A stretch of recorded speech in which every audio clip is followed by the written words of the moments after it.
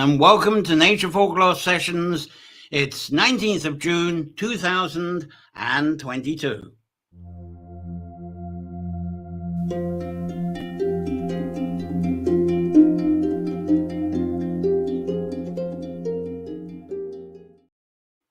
Well, thank you for joining me. It's our weekly time of exploring nature-centered folklore, connecting this within your favorite sanctuary space and expressing your inspired visions from your sanctuary through your poetry, your writing, arts, crafts, performance, and even problem solving.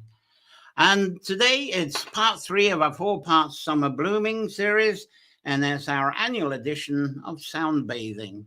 And that's harp up at the fairy tree on there in Tara, Hill of Tara. So today we got the guests. We got Melanie Porashanti of She Sound Healing. A little bit from her. She did a full session for us a couple of years ago. But it's nice to get a little visit in from her today. And she's going to share some insight to a sound meditation course that she's currently part of in Devon. And she's demonstrating a collection of gongs is what she's going to be doing. That she's got right into over there.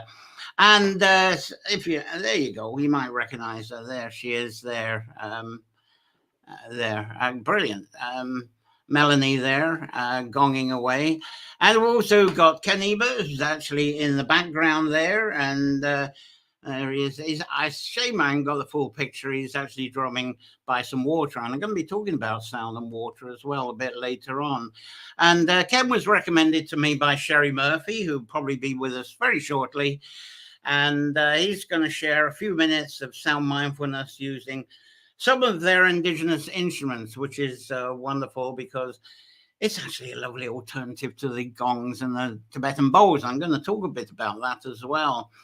And Caroline Farrelly, talking about water, we're going to have her with a lovely meditative poem and integrate sound with water with there.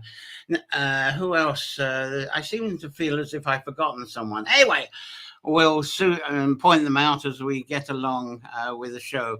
As usual, these Nature Folklore sessions, the videos, the tree and water sanctuary support, they're brought to you through the support of our highly appreciated subscribers and subscribers. Some subscribers are probably with us already. They'll be with us shortly anyway, and they'll join us later today, or they'll just be watching later this evening, at Irish time, that is. So thank you all for your continued support, because without that, I couldn't have the funding to put the show on, to share with you each Sunday, to put on today.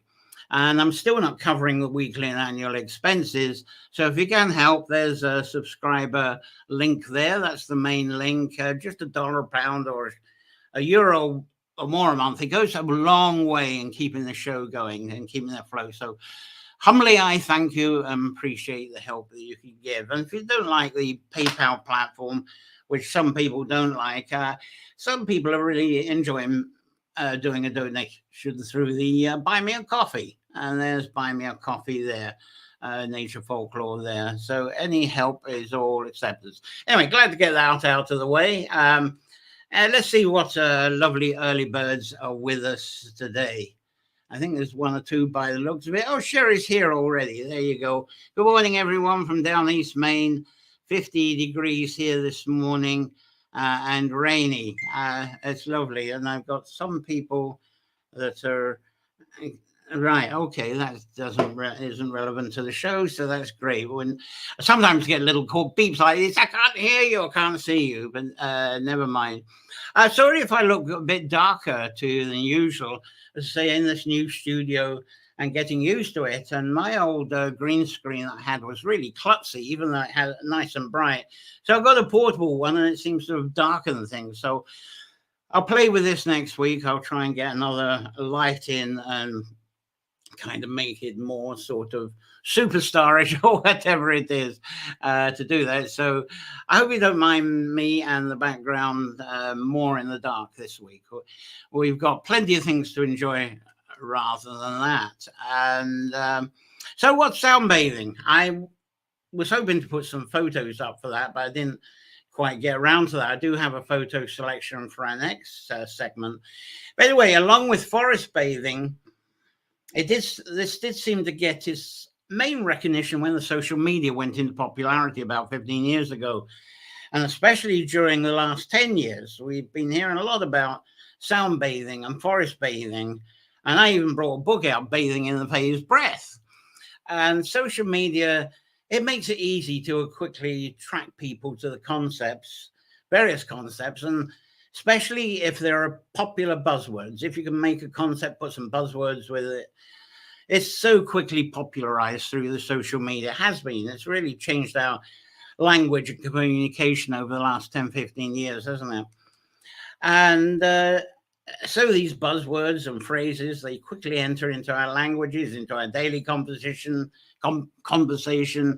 We use them in the cafes, we use them in the bars, and we talk about them when we send emails to people. Now, the first time I was surrounded what was called a sound bath myself, it was quite a surprise. Very captivating, certainly very enchanting. So I'm presenting this today as merely as a sound bathing participant. I'm not a practitioner, so whatever I present just now, I'm doing this from experience as being a willing and enjoyable and pleasurable experience participant. Now, maybe misinterpreting, but it does seem that the most common and more familiar sound bathing, sound meditations, or sound therapy started as an extended practice of yoga instructors. Yoga sessions, they seem to introduce tuning forks. It was the first thing. And then along came the Himalayan singing bowls, then those beautiful crystal bowls. And then the gongs arrived. And these are not the gongs that you see the top rank or used to, the top rank man, boing, or if you went to see Emerson, Lake and Palmer, nothing like that. But so there's no gong banging, although when Melanie comes up, surprisingly, she does a little bit of tapping on the gongs. But the mallets and the cloth-covered sticks, they beautifully slide over the gongs and they fill the space with the most beautiful otherworldly sonic sounds. But I understand it's actually quite narrow thinking to believe that this fairly recent buzz name of sound bathing was birthed by modern yoga teachers. For a start, instruments for this practice do not have to come from Tibet, Mongolia, or the Himalayas, as one of our guests coming up very shortly will show. And during one of the first times I experienced the sound bath, I was thinking, Claire can do this. Claire Roach, my partner, she can do this with her harp strings and with her voice too. Now, shame I haven't got a video of that to demonstrate that. I could probably, if I run out of material, I could perhaps bring one up. Anyway, one person I've been trying to get onto this edition, the sound bathing, is Carmel Divini. And it's amazing. She's built up this amazing collection of instruments. She's based in, it's not Slane, it's another place north of Dublin that escapes me now anyway. But you sometimes see her on the Hill of Tara or in Fornox. Swords, that's where she lives, Swords. And with her, she goes to Temple Bar, and there's a world music shop there, and she can't walk past it without buying something. And that's how she built up her enormous collection. Sorry, I haven't got photos of it. But without instruments, if we don't have any instruments, then there's voice bathing. There's the sound of our voice, and that's been around for millennia, ever since there's been humans that can actually have a voice. And especially from medieval times, I suppose before as well, chanting. Chanting is very much a sound bathing. Now, we've got guests today. As I say, we've got one guest, wonderful guest, who's going to include some North American indigenous instruments. That's another lovely example that we can experience.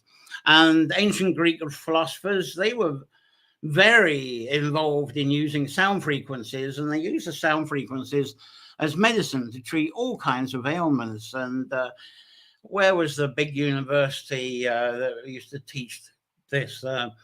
It sounds like Cobb, but it's not Cobb. Sorry, the names escape me now. A lovely university on a small island. Anyway, I might think of it later. But one thought of this meditative and enchanting sound process is that it always calms the nervous system. And it seems to balance energy, for lack of a better word, that vibrates through our innermost layers beyond what we conceive as being the human body, to translate that into benefits. It's a wonderful therapy for stress relief, anxiety relief, insomnia relief. And one experience I've had a couple of years ago, incredible for pain relief. Wow, my lights have gone off. Anyway, let's see. I think I might put the main backlight on in a moment. Anyway, for pain relief, it was one thing that I did have great experience with sound. I'll tell you about that perhaps shortly. And even for raising melancholy and depression. Now, some people are reluctant to try out sound bath because they believe they've had absolutely no experience with meditation. You know, you have to be qualified in some way to have a sound bath. No, that's farther from the truth, because we've all had a relationship with sound in some way. Now, the idea of having pre-meditation experience, we can dissolve that immediately, because sound bathing is a natural instinct surrounding. Now, the first experience of sound bathers, they actually enjoy the same benefits as seasoned sound bathers. So seasoned sound bathers, we're the authority of this. That's BS. Your first experience is as good as theirs. Now, if any facilitator does go on about reaching high levels in sound because of their experience, move on, find another facilitator. These days, sound bathing is often the first step that people actually make towards a meditation practice. And all we have to do for that is show up for a sound session, make sure we're wearing some comfortable clothing, then sit or preferably lay in a comfortable space. I think laying down is the best. And then just receive those sounds that are served to us by the facilitator. Amazing experience. And it's also worth acknowledging that these sound bath facilitators, they're practitioners. So don't expect them to just suddenly get up and break out into a jam session. Though some of them actually do this, and they offer people the use of various instruments to be together in unison for fun and for bonding as well. So you can bring all the elements into a session, really, I suppose.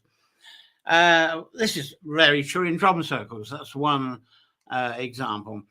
Now, another thought is that a rhythm or a backbeat is not a requirement, because sound's about trusting a shifting consciousness and being in a space where you can unplug from certain bondings that kind of contain us.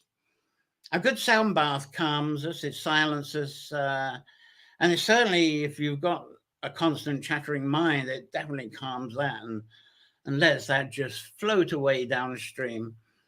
But sometimes a beat may be appropriate. It may be something that fits. It depends on the space and what's happening at the time. Now, the one thing, you will not leave a sound bath, well, you shouldn't leave a sound bath humming and whistling the tune from the session, because it's all about sound washing with resonance and connection. And should you find yourself leaving a sound-based situation and you're humming a tune, that means you didn't let your mind go. But that's a very important measurement. If you're humming a bit of the chant of the rhythm as you go away, there's a good chance you didn't let yourself go.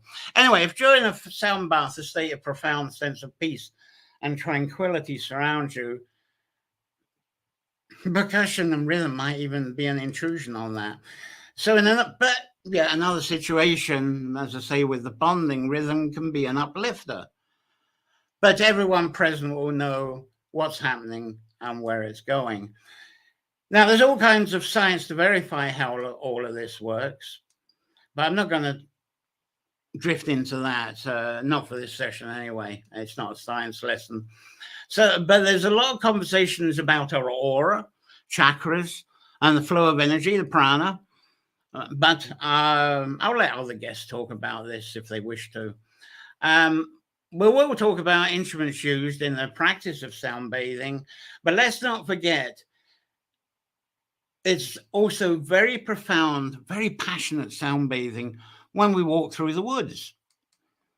If we walk through meadows and hear the echoing of birdsong, especially when we walk by or we sit by water, the harmonic music of the wild we may deprive ourselves from far too much.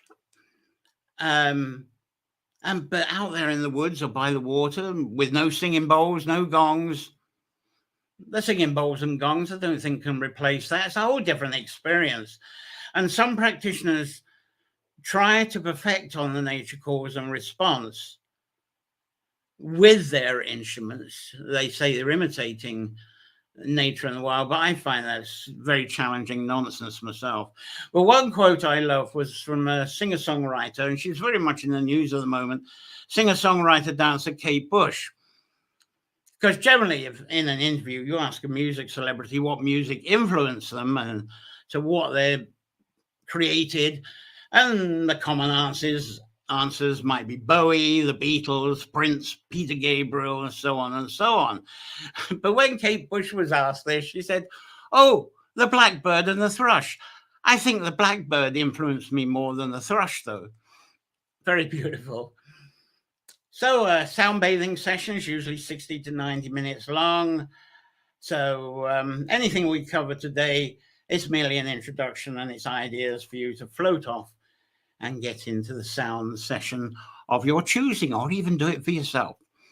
It's all about property. Today is about prompting you to engage in sound more, and but some of you may be engaging in sound a lot anyway. I've got a feeling that's probably the case.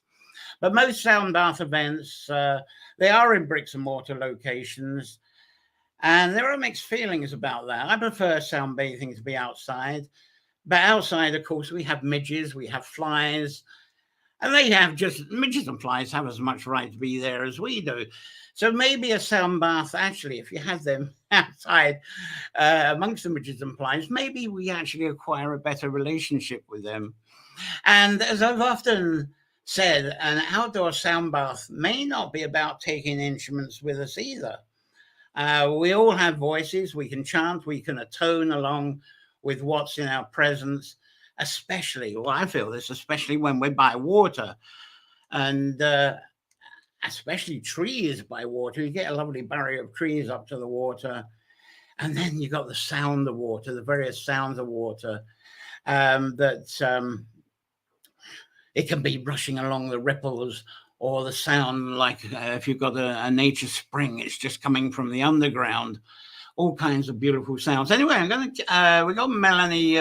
She's, as I say, she's at a, can't be live. She's at a sound healing course in Devon, and I forgot to get a video up here. She sent me a video just a few hours ago, in fact, and there she is. Let's see if I can get her up. And we'll have a video of her as well. So this is Melanie Pershanti of the She Sound Healing, and she's very excited about these gongs. It's a bit like a packet of crisps kind of sound, but anyway, gives you an introduction. So here we go with Melanie. Hi John, sorry I'm not here this year. As you can see, I'm over in Devon doing some more gong training because, as you know, I can't get enough and I love them very much. So I offered to send you a video from here where there's all these different gongs that I can play. Some very beautiful wing gongs here on the left. The second one on the right there is made from old broken Tibetan singing bowls. And then the others are a selection of Pisces planetary gongs, a bronze gong, a beautiful little comet gong, which I've never met before, Mercury, Chiron. So I'm just going to give you a couple of minutes of gong sounds for you guys to enjoy.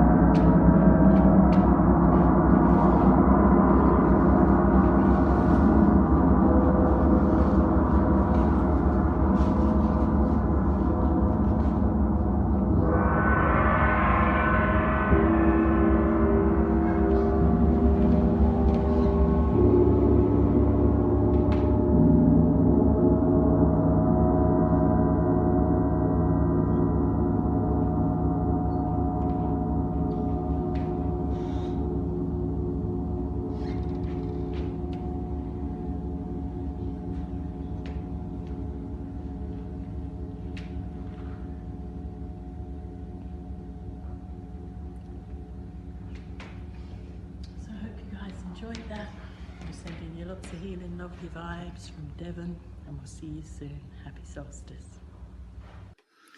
Well, thank you very much, Melanie, which the video was in glorious portrait mode. So sorry it wasn't full screen. I do put the instructions out to have full screen, but she just got a few minutes when nobody was in the room with the gong. So glad to get what we got. She said Melanie did send another video to explain about the course, but unfortunately they didn't have any sound to it, so I couldn't show you that one as well. The She Sound Therapy, Melanie is based in Westport in County Mayo, beautiful small town there, and I'm trying to get some links up later on, but very popular and wonderful sense of humor, great presence that she has there.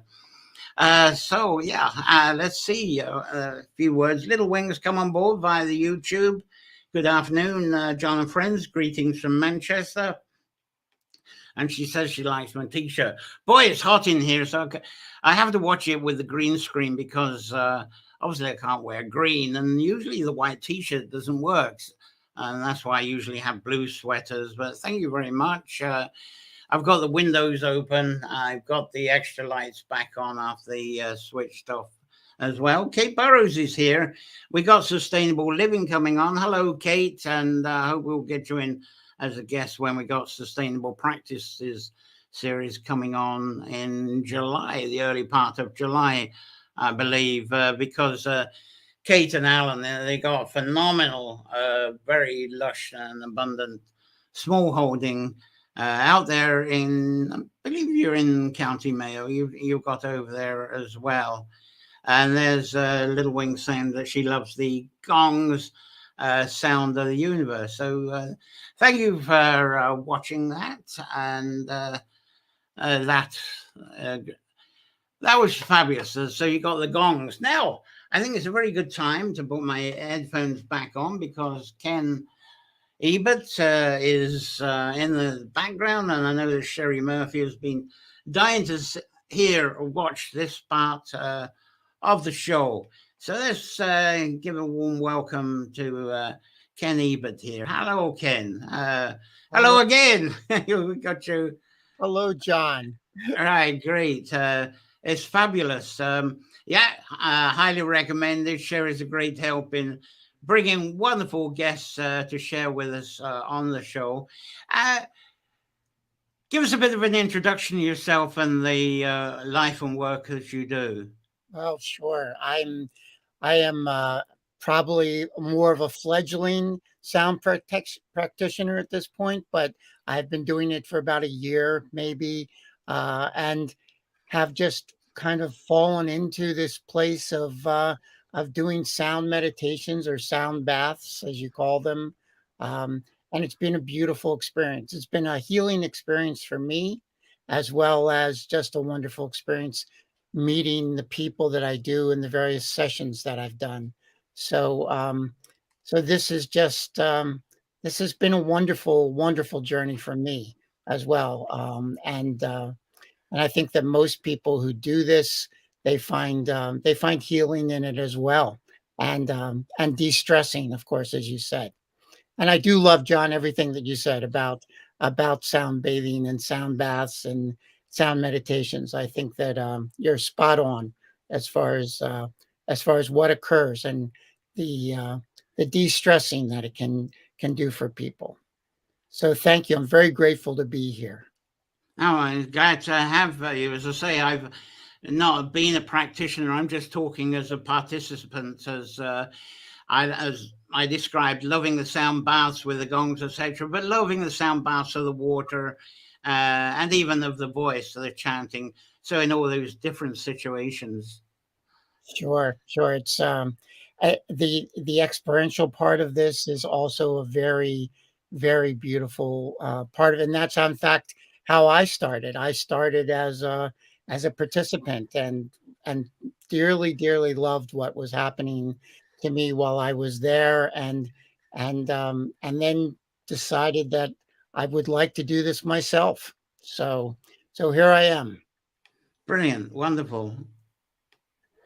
And yes, so bring on the instruments and the sounds. That would be fantastic, Ken. Thank you. Or John, so I understand about 10 minutes, 10, 15 Oh, minutes. yeah, great. That's wonderful. Yes. Is that good? Okay, well then I will start as I always do. I invite everybody who's watching to get into a comfortable position. As John said, lying down is best, but if you can't do that, certainly sitting upright and your feet on the floor and just in a relaxed position. Um, what we're doing is trying to drop ourselves out of that really high beta state of frantic energy that we usually are in as we do things every day and we check things off the list. And what we want to do is drop into a state of what they call theta, which is where we typically go to sleep or we are just most relaxed. Um, and and that's what sound can help us do. Um, and I really also invite you to think about the fact that sound doesn't actually heal. What it does is it opens our bodies to heal. We our bodies have an amazing ability to heal themselves. Whenever you cut yourself, of course, your body starts healing immediately, healing that cut. And what sound does is drop us into that state of being relaxed and allowing our bodies, ourselves to rejuvenate and to heal us. Um, so that is what I hope for these next several minutes with you.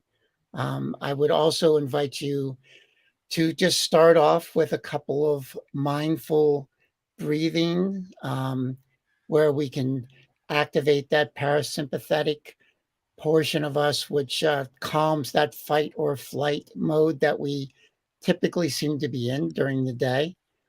So if we can just take a few breaths together, breathing in through our nose and exhaling through our mouths. In and out.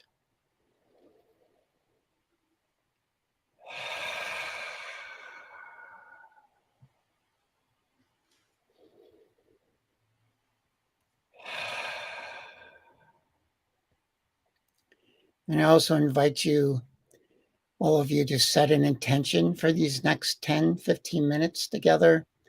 An intention, it may be to be calm, whatever you feel needs or would like to happen within these next 10 to 15 minutes of being together. I will tell you that my intention is to send out love to all of you. Um, I believe that love begets love. And by doing so, hopefully it will generate love out there with all of us. So I just invite you to quiet your mind, to lay back, and relax, and fall into the sound as it occurs.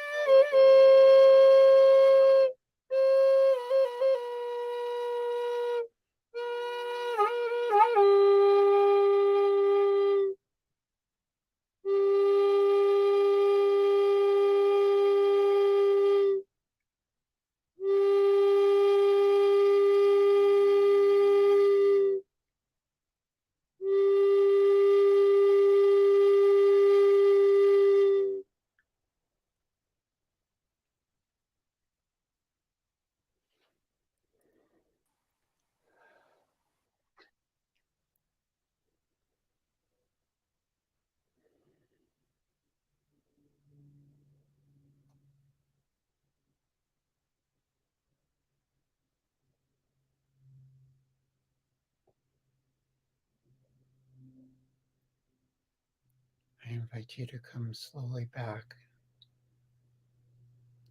Bring some movement to your fingers and your toes, and slowly come back into awareness of the space around you.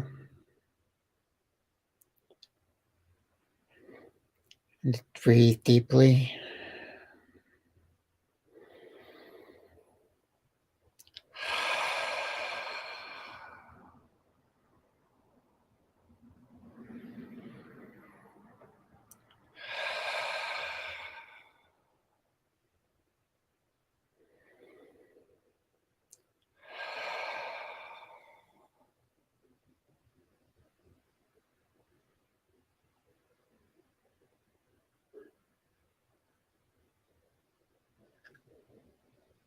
And thank you for this time together.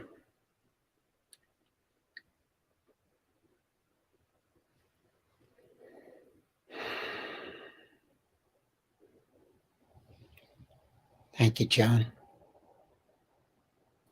Well, thank you so much for that, Ken. Absolutely wonderful. And the selection of instruments is not very different to what we would have, say, if there was a sound bathing here in Ireland and with the other guests. So that was wonderful. And of course, the pyramid, from what I say on other nature folklore sessions, I won't say any further, but it was great that you got great sound from that.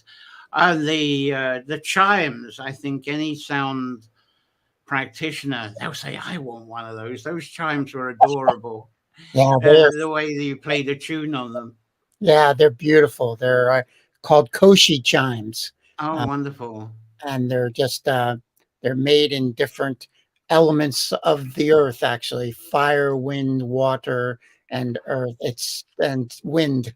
So it's they're beautiful chimes.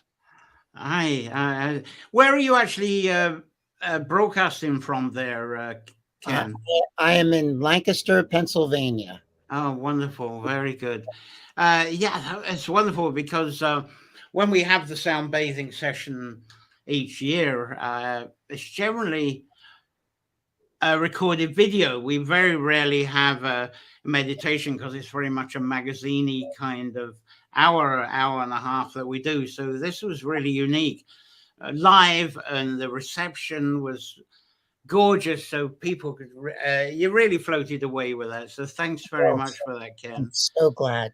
Yes. That was lovely. um, Sherry was saying about Alan. Do you actually work with Alan I do. sometimes? Actually, Alan was my teacher. Oh, right.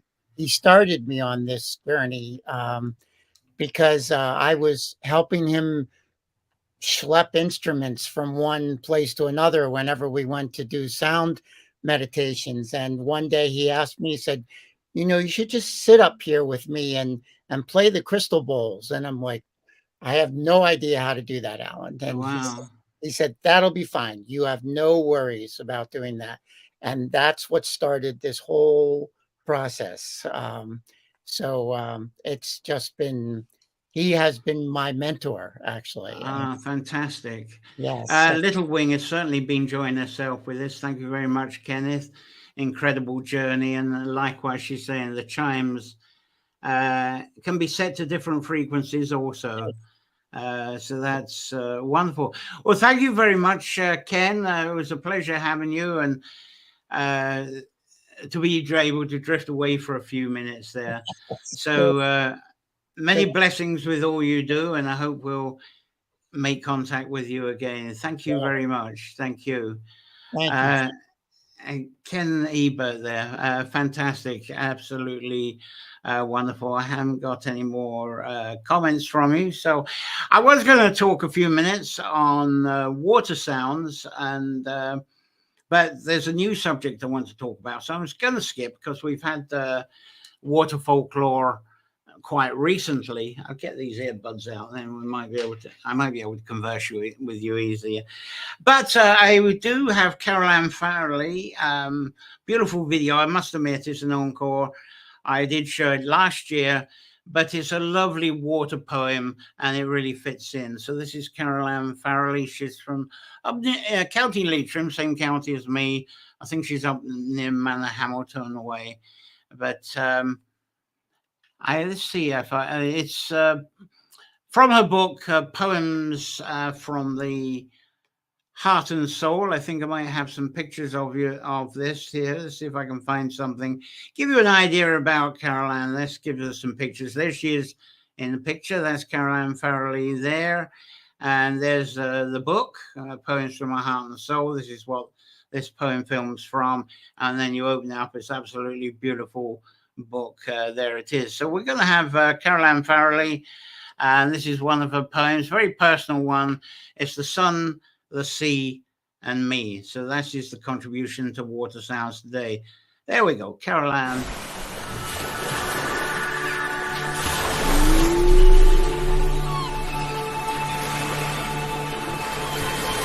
The sun, the sea, and me.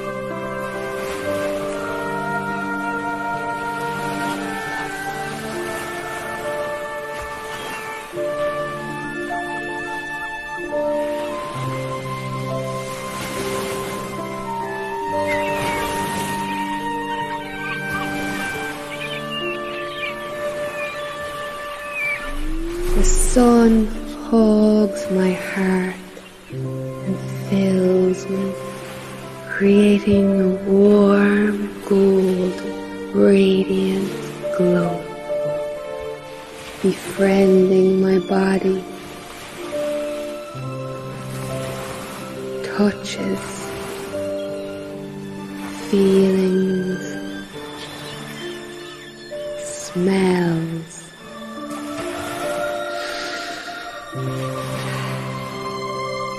Sensations, caressed connections,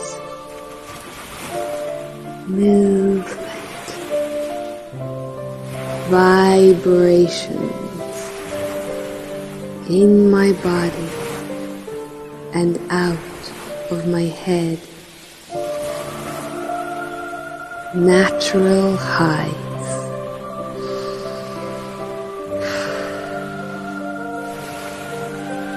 Where it led. The sea kisses my feet goodbye as it lifts me up towards the sky.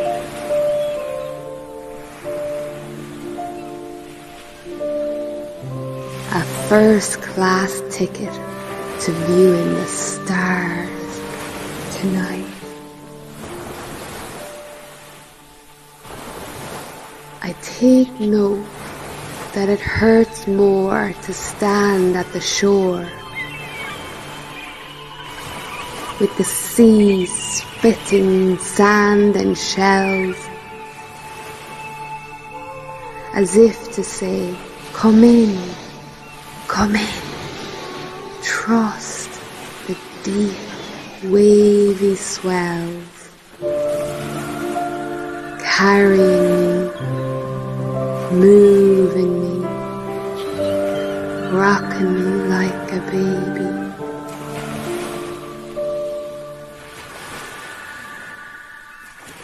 natural eyes amaze me.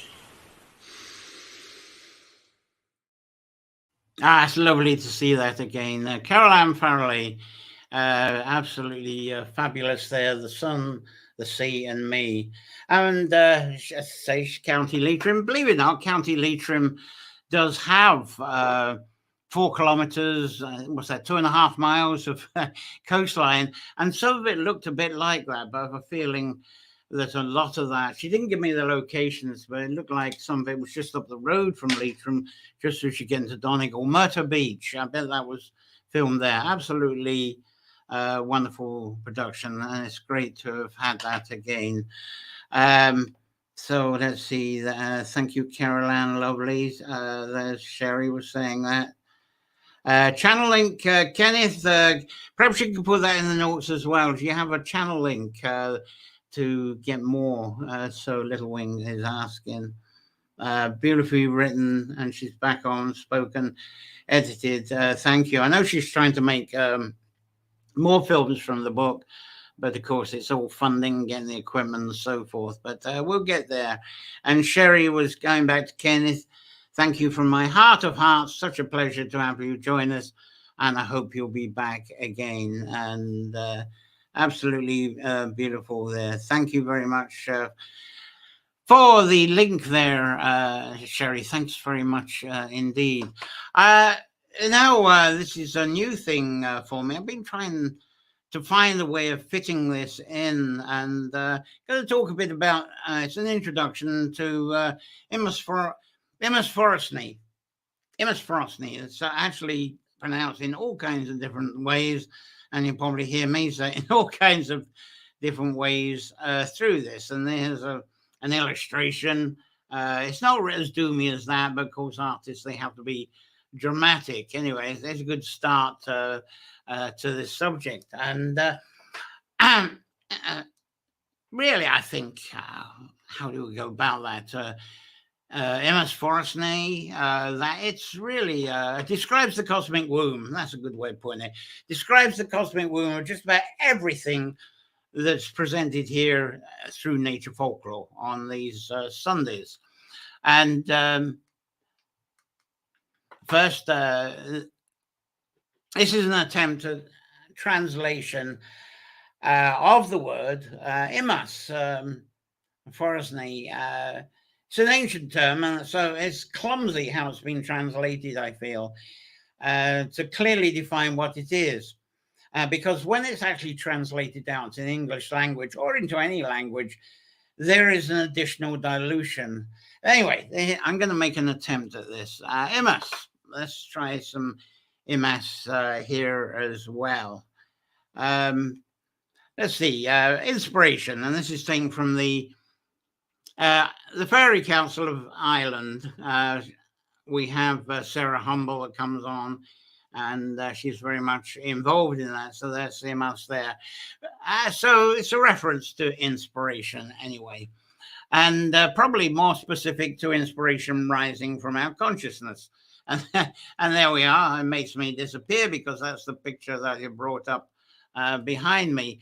And Forestney is translated out. It seems to come out as illumination, and possibly that's an ancient illumination illustration, and possibly the phenomena of vision. So put the two words together, and to me, this explains profound visions. Again, we got a very dramatic artist impression of that, but guiding, I think it's about guiding visions, and I often describe this as being our own prophecy of now.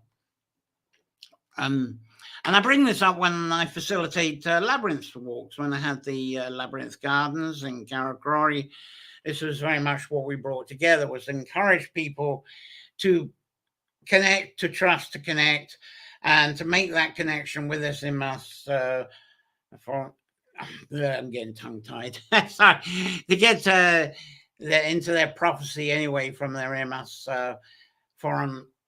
Oh, I'll get this. I'm so brain dead forest line. And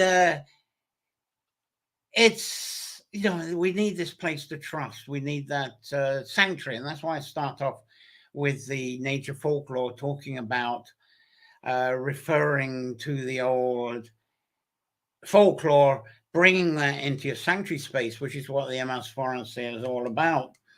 And it's amazing what prophecy of our present it is. And it creates a story. It creates something that we follow. It's always like the carrot, but it's as if we're within the carrot, but we're still following that carrot. And another thing is, as I say, bring it up in the Labyrinth Gardens. I've got, do I have a picture? Pools, water pools. There's another thing.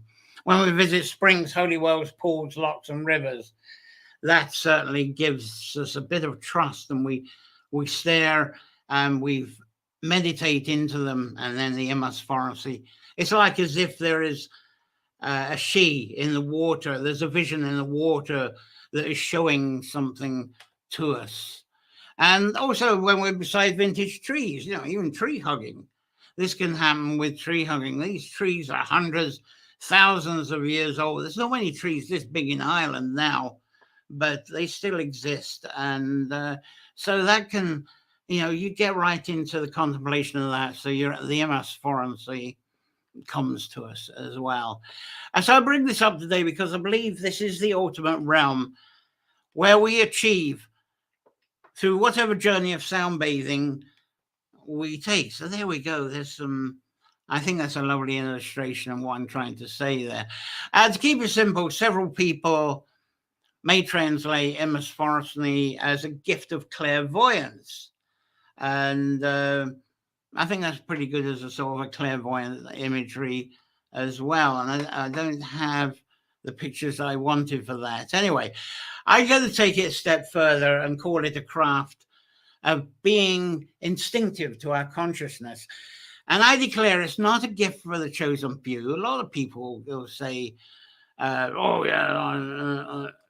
is something it's a craft you have to learn. It's for the chosen few. It's something everyone has access to. I do get frustrated by the holier than thou types who claim they are of a higher realm because of their higher ability, because it's somehow exclusive for them.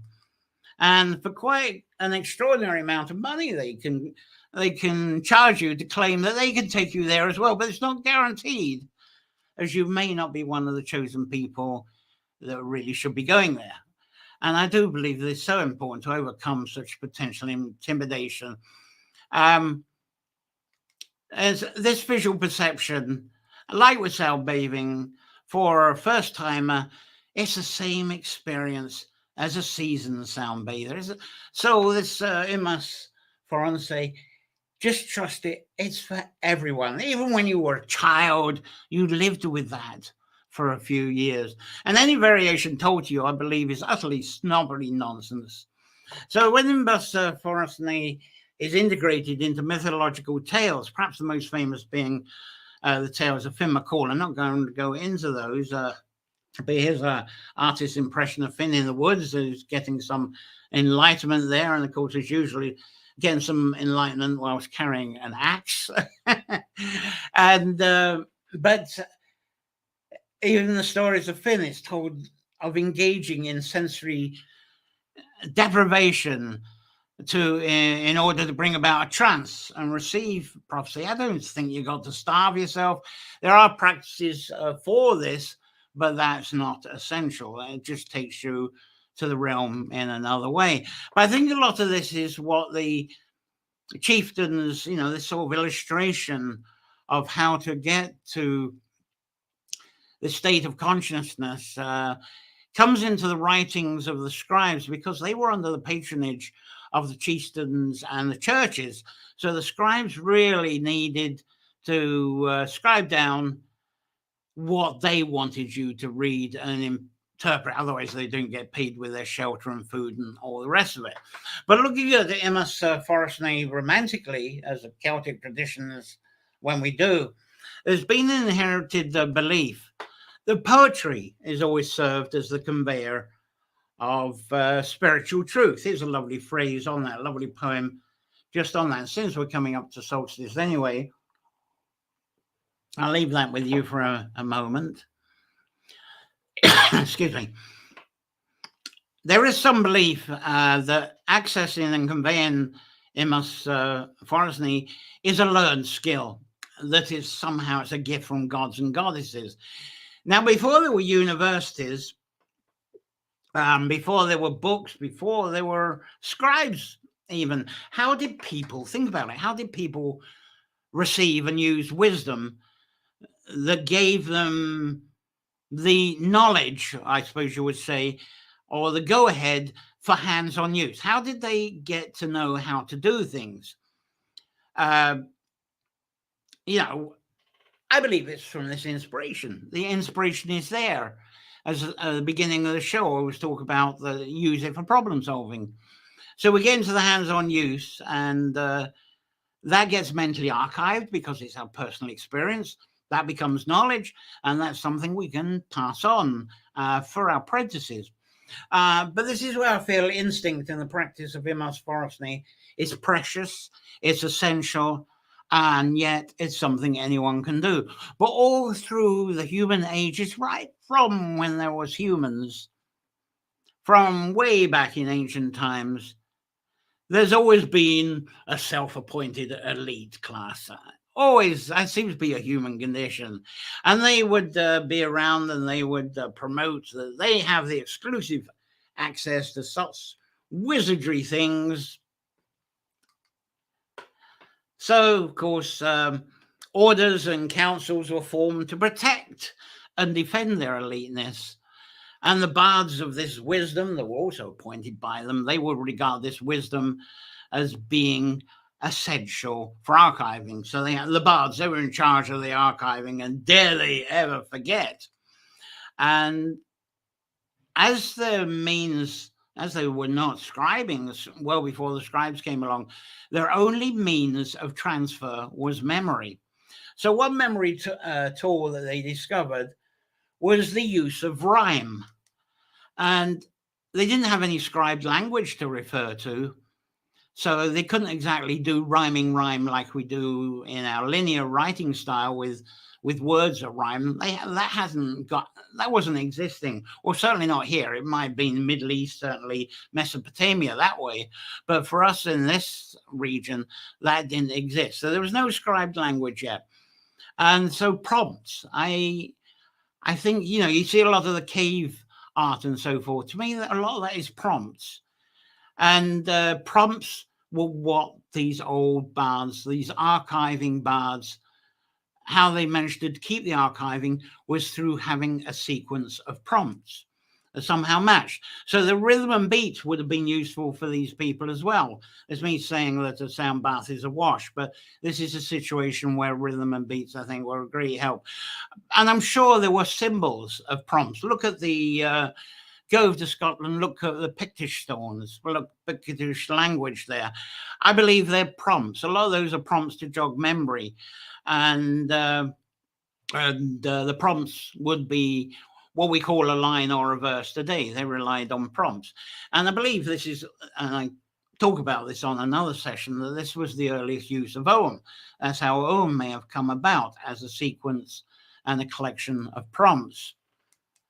So with rhyme and rhythm, we look back to these early oral archivists, I suppose we can call them. And today we call them poets. They were poets, archivists. Those words didn't exist then, but that's what we call them. I don't think they would have called themselves poets anyway. But through their prompt and reciting skills, they had archives to pass on through the many generations until what they were doing orally through the memory eventually got scribed. And there is a legend that the main scribing from Imus Forestny, the inspired memories, was during the time of Patrick, in Ireland during the 5th century. Now, there's quite a lot of storytelling BS around that, frankly. But storytellers, they claim this was the first translation of Imus Forestny and the knowledge onto, there we go. This is the Sencus Mór, and this is said to be the first translation of the memories of these poets, of these archivists, and this is what the storytellers claim. And through this, This is how we got the authenticity. This is how we got the Bretton Law, because it was all revolving about the councils. I was talking about councils, and the councils would appoint their poets and archivists. And this Sencus Moor really came birthed around the 9th century, because around that time the church had got very well organized, but the scribes had to, through their writing, were saying, oh, they're just updating what was already there in the 5th century. Complete bullshit. But it was to just give an extra authority that it was believed the Bretton Law was first recorded down in the 5th century. I think it was still very oral, and there was a Bretton Law, but that's another subject. But in the 9th century, this was a time there were church laws, and the Bretton Laws somehow had to be approved by the church laws at the time, but regarded that it wasn't their inflicted church laws, but they were honouring the Bretton Laws of the 5th century. I think you can see the bull BS through that anyway, hopefully. But the actual substantial oral describing, as I say, it was happening in the 9th century when the church network had become more organised. But the scribing at the time, as I say, the scribes didn't really understand how to understand and handle. You know, they got the Ogham language, and I've talked about this on the Ogham sessions. The scribes, the early scribes of 5th, 6th century, they got the Ogham symbols. They just didn't know what to do with them, because the Oghams are from the feet to the trunk, and they go up and they have the branches. What the heck do they do with them? Because they were learned to write Latin and Greek and everything in linear style. So it was all sort of linear. How do they handle it? It took until at least the 7th, probably 8th, 9th century before the scribes knew how to handle them. And what they did then was just turned it on its side. It's a bit like today, that where I was making fun out of portrait mode, because I think people have forgotten how to turn the phone round to give us landscape films anymore. This was the same with the scribes. They only knew how to do linear writing. Anything that was going up and down, this was reversed. They just didn't know what to do with it. Anyway, so you got this proper translation, and Ogham got a good translation through the 9th century. But I'd like to focus back on this original source of wisdom, because I talk about scribes and Ogham in other sessions. Now, consciousness, in some way, we may call it the Shi or the Ki or prana, and it's like as if it's an unseen water and flow of life.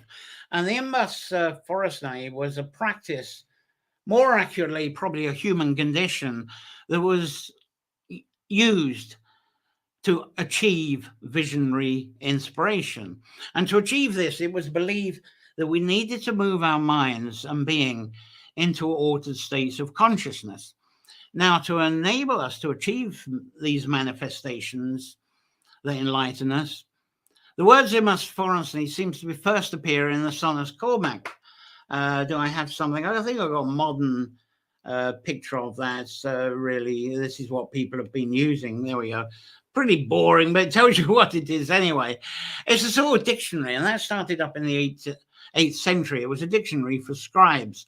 So there would be some unifying in the scribing in words, because before then, though each monastery had scribes take their manuscript to another monastery, the scribes probably couldn't understand it. So there was a sort of standardization in scribing that was starting to happen 7th, 8th, 9th century. So to help that along is this sort of ancient dictionary, the Sonus Cormac, and that's where the words Imus Forestney first appeared, really. Even though it existed before then, we don't know what the words were. So within this earliest dictionary, Imus Forestney is translated out as saying it's a ritual. And this is how they put it in the dictionary. You know, dictionary, you put a word in and they give some fantastic descriptions of what the word means. Some of them are off the wall, and there's no exception with Imus Forestney. It's translated out as being a ritual that involves eating red flesh. Now, what this has been understood since, because there is clumsiness in translation from the old oral languages into the Latin-based scribe language. It's a mess. Anyway, what they were really describing with this red flesh was the fly agaric mushroom.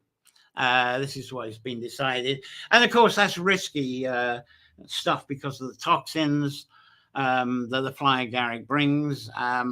But it does bring about psychedelic mind state, as well as chronic indigestion a bit later on for a lot of people. Now, Lewis Carroll's really famous for this. Alice in Wonderland is, I think people who enjoy Jefferson Airplane and White Rabbits and know where this is going. And it said that Lewis Carroll is said to have eaten the flying agaric mushrooms to inspire his writing. And that's what it's all about with Alice in Wonderland. And I love that with the Cheshire Cat, is there? Depends where you want to end up. Anyway, so Lewis Carroll, yeah. I do not see a book. I looked on Google, couldn't find a copy of artwork to show you that, but I remember meeting someone, it was in the 70s, who was actually reading and talking to me, and it was a Lewis Carroll book that this woman was reading, and it was called In Search of the Magic Mushrooms. And I've looked all over the internet. I can't find that title linked with Lewis Carroll book, but I still have the memory in my mind of the cover, and it had magic mushrooms. It had rabbits running around them, and it was a red and yellow cover, beautiful. So that In Search of the Magic Mushrooms, Lewis Carroll. And in that book, he was describing his search and his experience with the toxic hallucinogenic toadstools. Now, in Ireland, I think what would tend to be, and do I have the pictures up? Damn, they don't seem to have come up. Excuse me as I try and get them up because they were pretty pictures. They seem to have got lost. Just to get so I can keep the story going for you. Give me a second. They never came up unless I lost them. Yeah, let's try this. Just getting some more pictures up for you. Right. They should be up in a moment. But in Ireland is the Liberty Cap psilocybin that's much more impressive, important. There we go. There it is. Much more popular for changing states of consciousness in Ireland. And but really, do we need to consume risky fungi to achieve altered states of consciousness? The LSD drug originally derived from a fungi too, until the mafia took it over and peddled it in a synthesized form. But the old ways of using the Liberty Cap mushrooms were indeed passed down, and usually through what we call wise mystic women. And some of those old traditions were passed down through music and folklore as well, because you got the rhyme and you got the rhythm as well. So the abundance time of Liberty Cap psilocybin is around Lunasa, just after the Lunas harvesting. There you go. It's by the birch there in that picture. But I do feel it's essential for us to have the courage to reclaim our indigenous culture from ancestral memory, which is sitting there in consciousness.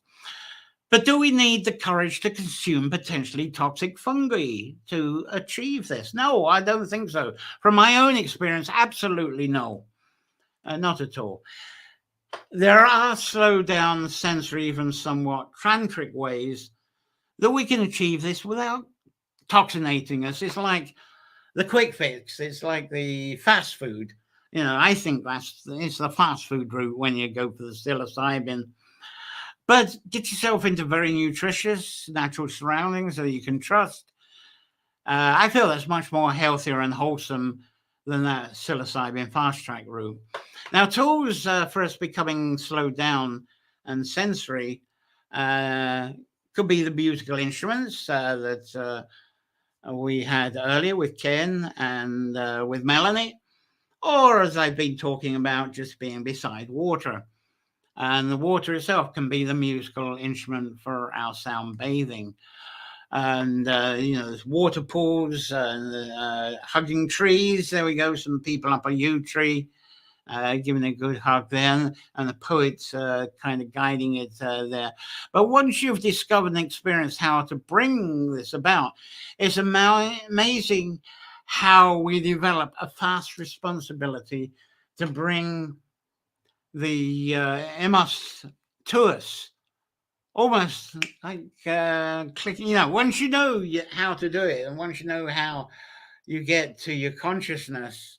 I sometimes have to do this through the broadcast when stuff, the equipment breaks down. But, you suddenly snap into your space, and there you are. You got this inspiration fast response, and not a mushroom in sight, not a joint in sight, not a whiskey in sight, nothing. It's just your own human ability and trust in your space. And you'll find yourself pausing in spaces too. And when you go for this pause, especially by holy wells, I find this, you head straight into the subconscious and you get an immediate interpretation. This is how really my own storytelling has evolved. Now, a lot of people say, and they do say this to me, it's all making it up as you go along. Well, today's information, it does seem to be largely university rooted, isn't it? And from published books, published papers, journals, they all evolve from this.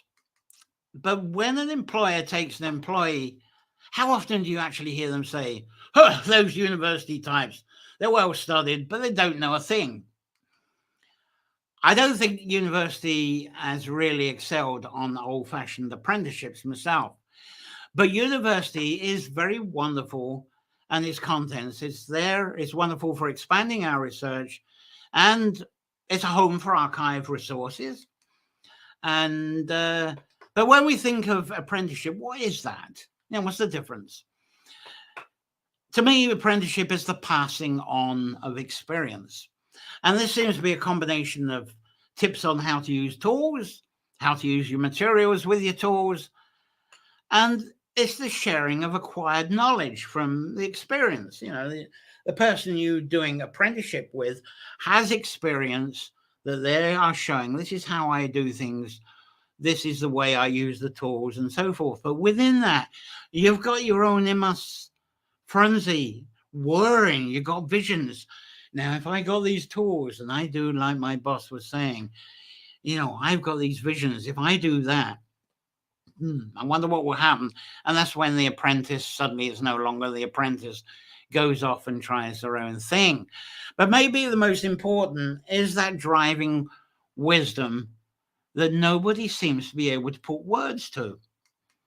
To me, that's the wisdom, is the process of the imus frosning. Now, with a trusted instinct of being able to bring on the imus frosny, you'll find you can be in any space, contemplate, and all sorts of visions will surround you. Now, what I have to do then, I find, you know, you get these visions, but, you know, it's worrying in my mind. It's all make it up as you go along. So when these visions come, when I'm in a space, you know, like in a townland, by a cave, by water, or in a field, you know, suddenly all this stuff's going on around. And it's sort of, the whole story comes together. But you can't just go off and tell that unless you've got a piece of fiction writing. So what I tend to do is I go and look up articles and books that refer to the space that I've been in. And I need more pictures, please. And so, yeah, you look up the books, and then suddenly the books align. You find what's been archived is aligning to the vision that you've had. And it's amazing how much of our visions are verified by so-called research documentation. But our visions seem to give fragmented, you know, I think from a lot of journals, because especially academic journals, they come to conclusions, but they leave bits undone because there is a conservatism. They want to make sure anything written down is properly proven. There's been go through the not research on YouTube, but the proper research processes. But even when you come to that, you're still getting fragments. One research is a fragment on the other. But our visions, to me, they seem to give fragmented information like that. It tends to tie them together, I believe. It weaves them together. And so you end up with a wholesome story that you have experienced, you have felt, you've picked up on this archived information.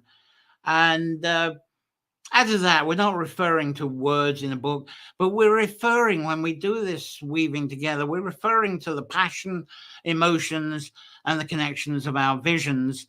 But we're using the verifications of references, the scholarly validation, I suppose you could say, from what other people have written down, recorded, and archived. Now, I'd like to get back to the live facilitating soon. I'm doing these Nature Folklore. We haven't used the labyrinth gardens because of the COVID, but I'd like to get back to some kind of facilitating too. And because I don't have the labyrinth gardens anymore, I'm going to explore local spaces around where we live now that's very intimate for this purpose. And when I get back to facilitating, it'd be lovely to do with small groups, individually, couples. And I think I'll just focus on Emosphorus tonight, and then by then I'll decide how to pronounce it as well. And I think that could be a very useful practice. But for now, it's quite a driver of this Nature Folklore show. But as this is a sound bathing edition, aside from the amazing relaxation and therapy potential of sound bathing, sound is also an amazing tool for achieving that Emosphorus. The trust in using Emosphorus, it's incredible therapy as well, as I think I've illustrated. So sound bathing may be your own most effective conduit for achieving this. Also, be aware you don't need singing bowls, drums, and gongs to do this. Here's a lovely display. This was Andy Taylor White, who did a session for us last year. That's one of his outfits. But you could have the lapping waters of running water of a loch, lake, river, or sacred spring, and that might be just all you need. Right, I think I'll check on some comments here in a moment. Oh, just thinking of that, yeah, I'm just thinking of that. The lapping waters, the running water, lakes, rivers, and sacred spring. It just reminded me of something to sort of complete this, the idea of sound, water, Emosphorus. Oh, sacred river, oh, mighty river, flowing onwards to the sea, from tiny well springs you gather water. Now see how mighty you can be. Well, a little clip there from Elaine Meyer, from another Leitrim singer, which is wonderful. I think it's a lovely closure on that, bringing together the water for our inspiration. As I say, let's see what you're saying here. Cynthia's here. Well, lovely to see you, Cindy. I know that after stressful hospice visits or many deaths, I go to the place on the Dingle Peninsula where I climbed onto rocks and just was the waves crashing and the sea spray showered. So peaceful. And that's definitely like the video we had earlier. So good morning. Yeah, you might need to go backwards on that one, Cindy, to see the beautiful video. I'm not sure if you've seen that yet, the one by Caroline that we had earlier. Do go and have a look at that. And that's exactly what you were describing there. And Little Wings looks like a serpent mound. Yes, that was an image earlier. And she can use my moon footage that is for the next video. Great. Beautifully written and edited. Wonderful. Thanks very much. Right, I bet to let you know what's coming up. Thank you for your continued support for this Nature Folklore show, as I say, for those you might have joined. Couldn't fun putting this on without and share this with you today. I'm still not covering the weekly expenses, but there we go. There's the Woodland Bard there, and also the Buy Me a Coffee is the other one here that helps out quite a bit. Thank you so much. $1 a pound or euro a month, or even a wee donation. It just helps to keep the bills paid, keep this going. Amos, as I say, Buy Me a Coffee. Now let's wait to see what's coming up. I should have some pictures on that. We can coming to the last one in this summer blooming series, and we've got rewilding ourselves. So I have a rewilding photo I can show you that represents rewilding. There we go. That's a nice meadowy one. That'll do for now. And with this rewilding title, we may first think about letting part of our gardens go back to nature and go back to being wild, which is what's happening here. And we did have an Omo May here in Ireland. I don't know if the rest of Europe did as well. But there's the wonderful community of We Are the Ark that's encouraged by Mary Reynolds. She's beautifully popularized this. But this Nature Folklore edition next Sunday will go more intimately into the challenge we may need. How do we rewild ourselves first? It's as if we need to rewild ourselves first before we can apply rewilding concepts and actually be comfortable with them. But our inner culture and mindset, it kind of follows a neat and tidy quest, doesn't it? So any rewilding we may do, it may be a kind of testing the waters approach. So through this Nature Folklore next edition, we're going to explore, with some reference to folklore, how our lives can be less controlled, motivated, more adaptive, and us feeling less stressed and becoming more aware of being so. So it's taking the pressure off is what we're about. And then 3rd of July, first 3 weeks of July, we start a new series. It's Sustainable Practices. And there's the book we went through last year, Sacred Actions. Let's get this banner off. Sacred Actions. I just want to get that off for you, so you can actually see that. Dana Driscoll. She was a lovely guest last year. We're going to have her again too, but not on the 3rd of July. But we're going to go into Sacred Actions. Going to review the stuff that Dana went through. We'll have guests to talk about how they get on with Sacred Actions as a sustainable practice. And that'll be 3rd of July. So wonderful book, as I say, and we'll talk to other people about that. We'll just take that further, in other words. So during this series, we're going to be looking at what we're doing with land, water, forestry, and where we live. And also look at this in relation to some nature folklore stories as well. The nature folklore wisdom, the MS Forest Night, of course. So then the next after that, we got the 10th of July is reviewing.